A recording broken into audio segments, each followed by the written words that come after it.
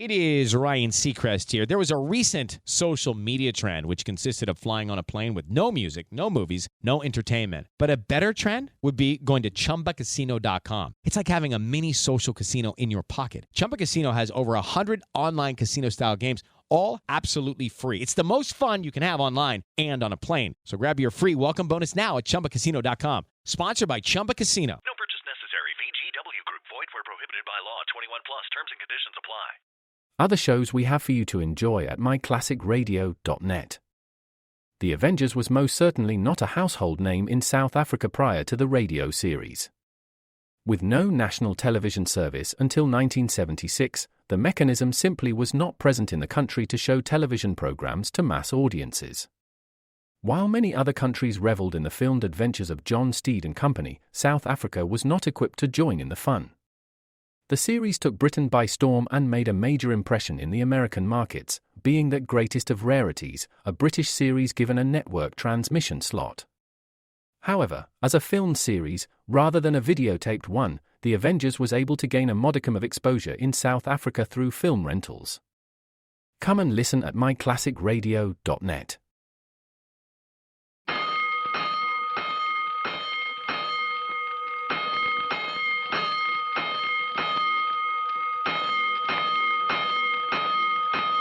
Five bells.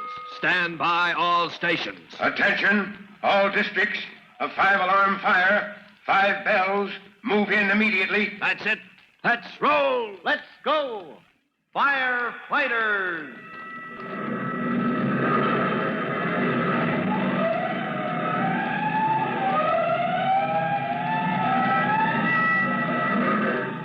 Presenting Firefighters, the true-to-life story of our unsung heroes who stand ready to ride by day or night against our most murderous enemy, the demon of fire.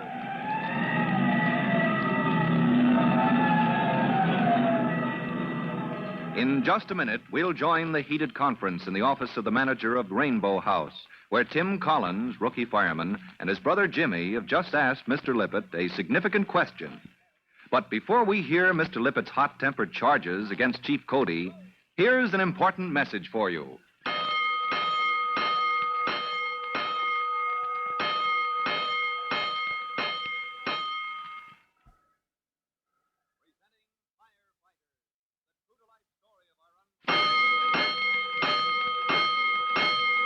Let's go, firefighters. Let's go to the office of Mr. Lippett, proprietor of Rainbow House, the city's leading restaurant. Now, Mr. Lippett, you remember, has just begun an open attack on Chief Cody. And Tim Collins, changing from his fire department uniform into civilian clothes, has accompanied his brother Jimmy on a visit to Rainbow House. Tim's intention is to inquire into the truth of Mr. Lippett's accusations against Chief Cody, while Jimmy has school business to transact. Lippett has just told him. Now, let's see. As I understand it, your class at Northside School intends to rent one of our rooms for, what was the occasion? Our class banquet, Mr. Lippett. Oh, yes, your class banquet. Now, 50 guests, you said, and you let me have your final decision on the menu well in advance. Yes, Mr. Lippett. Well, my young friend, I think that completes our business, doesn't it? Yes, Mr. Lippett. Oh, just one thing more. Oh? Yes? Well, this is my brother's business, and I don't want to butt in, but... Well, since I'm here, Mr. Lippett... You, have a question, Mr. Collins? I was just wondering. It's quite a responsibility, catering to these boys and girls, 50 of them, packed into one of your rooms for a whole evening. Well, I think your brother will have no complaint about our service, sir. Oh, it wasn't the service I had in mind. My dear Mr. Collins, every night, on the average, we entertain capacity crowds in our Rainbow Club. 600 guests, Mr. Collins, and as many more in our special banquet rooms upstairs. And I may say that no complaint about our service. What about the decorations? Oh, yes, the rainbow motif. What about it? Golly, it's beautiful. Those draperies and, gosh, I never saw ceilings like that before. All shiny cloth, just like a real rainbow. And just about as flimsy. What? Those draperies and ceiling fabrics, you have them all through the building. They've been fireproofed, of course. Fireproof. Oh, so that's what's on your mind. You've been reading the papers, huh? Why, yes, I have, Mr. You've been reading these ridiculous charges, this malign attack on my Rainbow House by that jack in office. Well, if you want the facts, I'll give them to you. I'll tell you what that that scoundrel is trying to do to me? Now, just a minute, sir. Who's this scoundrel you're talking about? Cody. Robert Cody, the chief of the fire department. Tim, don't let him. Don't let him say things about Quiet, that. Jimmy. But he can if you don't stop him. That's enough. Mr. Lippett, before Jimmy came down here to see you on business for his class at school, we both read the afternoon papers. You did? Well, then you know what that man is trying to do. That he means to put me out of business unless I consent to pour colossal sums of money down the drain. For what purpose? To change all my decorations, to cut new doors, rebuild old doors, put in stairways. I don't remember half of it. Nobody could. Hello? Hello, what is it? Who? Cody? He's downstairs? Well, send him right up. No, wait. Let him cool his heels. Tell him Mr. Lippett will consent to see him in 20 minutes or so. Well. Did you gentlemen hear that conversation? Yes, we heard it. The man himself, Chief Cody, crawling here on his hands and knees. Gosh, I think you're about to... Jimmy. Well, I do. But something you were going to say, young man? No, sir. I guess not. Well, now, since our business is concluded... About renting that room for the class banquet, Mr. Lippett, I've been thinking over and Huh? Time to be going, Jimmy. Mr. Lippett is a busy man. Oh, well, never too busy to conduct a little business, you know. Say, since you're interested, it's too bad you can't stay for my interview with Chief Cody. Yes, that's the door. Good day, gentlemen.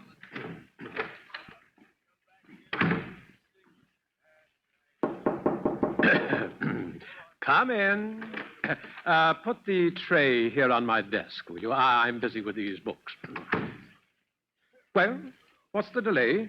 I'm not one of your waiters, Mr. Lippett. You're not... Oh, I'm so sorry. I was expecting a little snack. Well, what can I do for you? Let's cut out the smoke screen, Mr. Lippett. You know who I am. You kept me waiting downstairs long enough to impress me with how busy you are. Oh, do let me apologize. I should have realized that the well-known Chief Cody should never be kept waiting. You're bitter about this, aren't you? Bitter?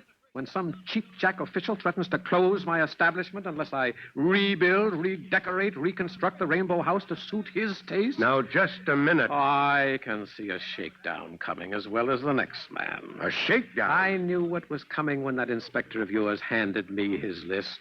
Mr. Lippett, that was a list of precautions. A list of changes you've got to make to protect the patrons of your establishment. From what? From fire. From being caught in a fire that could rage through every floor of this building before anyone could escape. Listen, you can't frighten me, Cody. I know how you fellas work. Oh, you do? Well, would you mind telling me? I made my stand clear enough in the newspapers. You sent that inspector here to cook up a fake list of violations. Then you order me to make certain changes, or you'll close my building. But I know what you mean. All right, come on, let's have it. You mean that if I don't want to make those changes, that all I have to do is cross your palm with silver, line Bob Cody's pocketbook with cash? Mr. Lippett, If you lay a hand on me, you're through in this town. All right. I came here to talk this over, to explain the items in that list of violations. I came here... You came here to collect, but you can't bulldoze me, Cody. You read my challenge in today's paper. I demand an open hearing. All right, then you'll get it. You'll get your hearing, and I hope you enjoy the results. Good day, sir.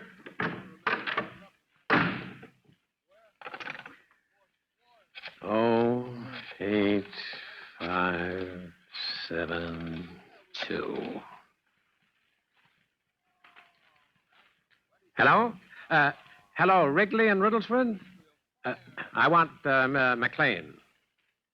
Just going home, we'll catch him. Call him back. Certainly it's important. This is Lippett at Rainbow House. Well, then get him. I'll hold the line. All right, come in. Oh, hello, Max. About that party in number 9 for tonight. Yeah, I know. I'll be with you in a minute. No, don't go. You'll want to hear this. You were here when the inspector from the fire department gave... hello? Hello, McLean. Get this, Max. You don't want to miss this. Hello, McLean. Listen, We've got our friend Cody right where we want him. Well, listen to me, will you? All right, now look. He was in here not 5 minutes ago for the payoff. That's right, the payoff. Well, he didn't actually come out and ask for money to buy him off, but... Well, no. He pretended that he wanted to explain that list of changes he'd ordered us. Well, all right then. How about this? He's been spying on me. I said spying. He sent spies to talk to me before he came in.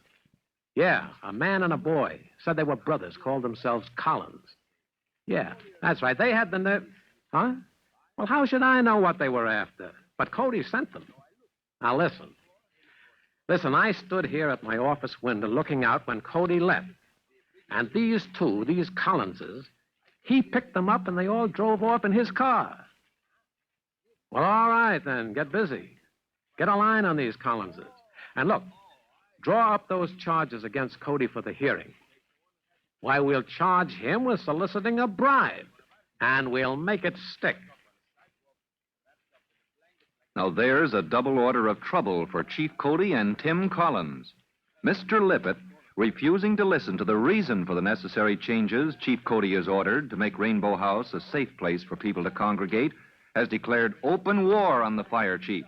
He plans to blacken the chief's good name with charges of taking bribes and also to smear Tim Collins.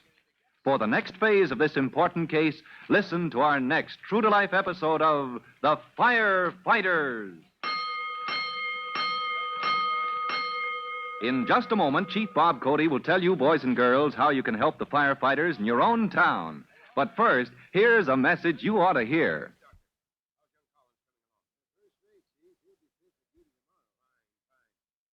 And now, Chief Bob Cody with a special assignment for the Firefighters Brigade.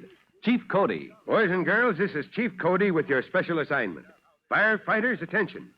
You are to lend a hand every chance you get to help with the unending campaign of education. That's right. You are to be teachers, explaining to younger boys and girls the rules for fire prevention. Now, for example, you can teach them to be careful with matches. When a little fellow finds a match, he should be taught to leave it alone, never to take chances in playing with it. Remember, a single match is enough to set a house on fire.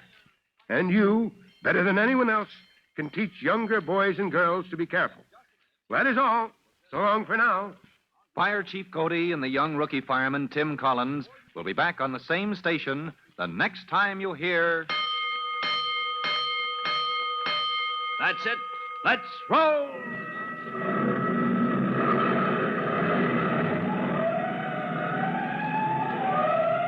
Let's go! Firefighters!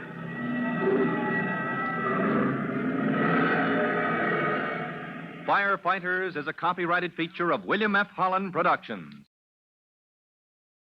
Ryan Seacrest here. When you have a busy schedule, it's important to maximize your downtime. One of the best ways to do that is by going to ChumbaCasino.com. Chumba Casino has all your favorite social casino games like spin slots, bingo, and solitaire that you can play for free for a chance to redeem some serious prizes. So hop on to ChumbaCasino.com now and live the Chumba life. Sponsored by Chumba Casino. No purchase necessary. VGW Group. Void where prohibited by law. 21 plus. Terms and conditions apply. Entertainment Radio would like you to listen to the classic radio shows of The New Adventures of Sherlock Holmes. Was a highly popular old-time radio show broadcast in the United States, featuring Basil Rathbone and Nigel Bruce from October 1939 to July 1947. The scripts were penned by Edith Meiser, Dennis Green, and Anthony Boucher.